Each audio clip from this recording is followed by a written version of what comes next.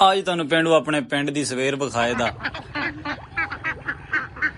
ਤੇਰੇ ਸਾਈ ਮਰ ਜਾਣੇ ਦੀ ਕਾੜੀਆਂ ਤੋਂ ਤੇ ਨਾਲੇ ਤੁਹਾਨੂੰ ਆਪਣੇ ਤਹਿ ਦੀਆਂ ਖਬਰਾਂ ਸੁਣਾਏ ਕਰਜ਼ਾ ਬੜਾ ਚੜ ਗਈ ਤੀ ਆਵੇ ਦੀ ਇਹ ਕੀ ਕਰਦੀ ਜਾਂਦੀ ਹੈ ਗ੍ਰੀਨ ਬੱਸਾਂ ਪੇ ਦਿੰਦੀ ਹੈ ਕੁਝ ਵੀ ਕਰਦੀ ਕੱਲ ਸਮਾਂ ਟੀਵੀ ਤੋਂ ਮੈਂ ਸੁਣਿਆ ਸੀ ਫਿਰ ਕਿੰਨੇ ਅਰਬ ਰੁਪਏ 2 ਸਾਲ ਚ ਵੱਧ ਗਿਆ ਪੰਜਾਬ ਦਾ ਕਰਜ਼ਾ ਜਿਹੜਾ ਹੈ। ਆਪਣੀ ਗੁੱਡ ਮਾਰਨਿੰਗ ਹੋਈ ਹੈ ਖੋਤੀ ਜੋਈ ਹੈ ਤੇ ਟੁਰ ਪਏ ਪੱਠੇ ਲੈਣ। ਰਾਤ ਦੀ ਬਾਰਿਸ਼ ਹੋਈ ਸੀ, ਮੌਸਮ ਬੜਾ ਕਮਾਲ ਦਾ ਹੋਇਆ ਸੀ ਤੇ ਹਰਸ਼ਾ ਚਾਸ ਲੈ ਰਹੀ ਸੀ। ਅਸੀਂ ਪੱਠੇ ਲੈਣ ਜਾ ਰਹੇ ਸੀ ਤੇ ਕਈ ਪੱਠੇ ਲੈ ਕੇ ਆ ਰਿਹਾ ਸੀ। ਆ ਵੇਖਿਆ ਵਿੱਚ ਨਾ ਵੱਜੀ 5 ਮਿੰਟਾਂ ਦਾ ਸਫ਼ਰ ਤੈਅ ਕਰਕੇ ਅਸੀਂ ਪੱਠਿਆਂ ਚੱਪੜੇ ਆ। ਮੈਂ ਖਿਲਾਰਨੀ ਸੀ ਪੱਠਿਆਂ ਨੂੰ ਖਾਦ। ਮੈਂ ਰੇੜੀ ਤੋਂ ਖਾਦ ਲਈ, ਤਾਇਆ ਟੁਰ ਗਿਆ ਪੱਠੇ ਵੱਢਣ। ਮੈਂ ਖਾਦ ਖਿਲਾਰਨ ਲੱਗ ਪਿਆ ਤੇ ਤਾਇਆ ਪੱਠੇ ਵੱਢਣ ਲੱਗ ਪਿਆ।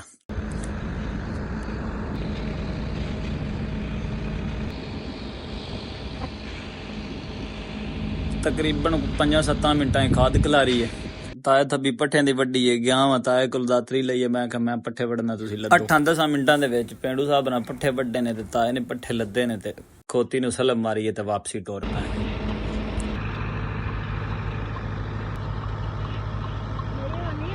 ਅੱਗੋਂ ਖੋਤੀ ਨੂੰ ਫੜ ਕੇ ਤਾਏ ਨੂੰ ਰੇੜੀ ਦੇ ਉੱਤੇ ਬਾਇਆ ਤੇ ਆਪ ਬੈਠੇ ਆ ਤੇ ਟੁਰ ਪਏ। ਅੱਲਾ ਨੂੰ ਯਾਦ ਕਰਕੇ ਵਾਪਸੀ ਪਿੰਡ ਨੂੰ। ਰਾਜ ਖੋਤੀ ਦੀ ਕਾਢੀ ਤਲੇ ਹੋ ਗਈ।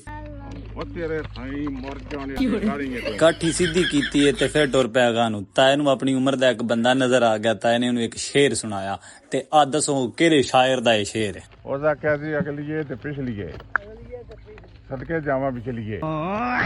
ਸਮਝ ਆਈ ਆ। ਬੀਬੀਆਂ ਪਾਣੀ ਭਰੀ ਜਾਂਦੀਆਂ ਖੂਹ 'ਚ। ਬੜੇ ਸਾਲਾਂ ਦੀ ਗੱਲ ਪਹਿਲਾਂ ਦੀ ਹੈ ਨਾ। ਉਹਨਾਂ ਘਰ ਜਾ ਕੇ ਦੱਸਿਆ। ਉਹਨਾਂ ਆਖਿਆ ਬਾਬਾ ਜੀ ਕੀ ਆਂਦੇ ਹੋ। ਉਹਨੇ ਕੀ ਆਖਿਆ ਜਣਾ ਉਹ ਆਖਿਆ ਮੈਨੂੰ ਕੋਈ ਨਹੀਂ ਪਤਾ, ਕੋਈ ਆ ਜਾ ਰਿਹਾ ਤੇ ਆਪਣੀ ਉਮਰ ਦਾ ਕਰ ਰਹੇ ਸੀ, ਬਚਪਨ ਕੀ ਤੇ ਪਿਛਲੀ ਤੇ ਵਿਚਕਾਰ ਲਿਖਿਆ। ਤਾਇਆ ਸ਼ੇਰ ਸੁਣਾਉਣ ਤੋਂ ਬਾਅਦ ਦਿਵਾਲੇ ਹੋ ਗਿਆ ਮਰੀਮ ਨਵਾਜ਼ ਦੇ। ਹੁਕੂਮਤ ਤੇ ਕਰਜ਼ਾ ਬੜਾ ਚੜ ਗਈ ਤੀ ਆਵੇ ਦੀ ਇਹ ਕੀ ਕਰਦੀ ਜਾਂਦੀ ਹੈ ਗ੍ਰੀਨ ਬੱਸਾਂ ਪੇ ਦਿੰਦੀ ਹੈ ਕੁਝ ਵੀ ਕਰਦੀ। ਕੱਲ ਸਮਾਂ ਟੀਵੀ ਤੋਂ ਮੈਂ ਸੁਣਿਆ ਸੀ ਫਿਰ ਕਿੰਨੇ ਅਰਬ ਰੁਪਏ 2 ਸਾਲ ਚ ਵੱਧ ਗਿਆ ਪੰਜਾਬ ਦਾ ਕਰਜ਼ਾ ਜਿਹੜਾ ਹੈ। ਆਹੋ ਤੇ ਭੈਣੀਆਂ ਦੇ ਏਡੇ ਦਾਅਵੇ ਕਰਦੀ ਮੈਂ ਗ੍ਰੀਨ ਬੱਸਾਂ ਦੇ ਰਹੀ ਹਾਂ, ਮੈਂ ਬਲਦੀਆ ਸਾਫ ਸੁਥਰਾ ਪੰਜਾਬ ਤੇ ਆਵੇ ਤੇ ਉਹਨੇ ਦਿਆਈ ਕਦੀ ਨਹੀਂ ਹੋ ਸਕਦਾ। ਪਿੰਡ ਦੇ ਵਿੱਚ ਹੁਣ ਕਦੀ ਆ ਬੁਖਾਰ ਹੈ ਸੀ। ਉਹਨੇ ਇਹਨਾਂ ਥਾਂ ਥਾਂ ਤੇ ਗੰਦ ਪਿਆ, ਥਾਂ ਥਾਂ ਤੇ ਕਚਰਾ ਪਿਆ ਹੈ, ਕੋਈ ਚੁੱਕਣ ਨਹੀਂ ਆਇਆ। ਕੋਈ ਕਿੱਥੇ ਗਈ ਮਰੀਮ ਨਵਾਜ਼ ਸਾਫ ਸੁਥਰਾ ਪੰਜਾਬ ਤੇ ਧੀ ਹੈ ਤੇ ਸਾਰੇ ਨਾ ਇਹ ਆਵਾਮ ਨੂੰ ਇਹਨਾਂ ਬਣਾਈ ਡਰਾਮਾ। ਸਾਰੇ ਖਾਈ ਪੀ ਜਾਂਦੇ ਨੇ ਆਨੇ ਬਹਾਨੇ ਤੇ ਉਹ ਸਮਾਂ ਨਾ ਖਰੇ ਕਿੰਨੇ ਅਰਬ ਰੁਪਈਆ ਦੱਸਿਆ 2 ਸਾਲ ਚ ਨਾ ਕਰਜ਼ਾ ਵੱਧ ਗਿਆ ਪੰਜਾਬ ਦਾ। ਤੇ ਉਂਝ ਇਹ ਖੁਸ਼ਹਾਲ ਪੰਜਾਬ ਗਿਣੀ ਜਾਂਦੀ ਆ। ਖੁਸ਼ਹਾਲ ਪੰਜਾਬ ਹਸਪਤਾਲਾਂ ਉੱਤੇ ਨਾਮ ਵੀ ਆਪਣਾ ਲਿਖਦੀ ਹੈ ਮਰੀਮ ਨਵਾਜ਼ ਹਸਪੀਟਲ।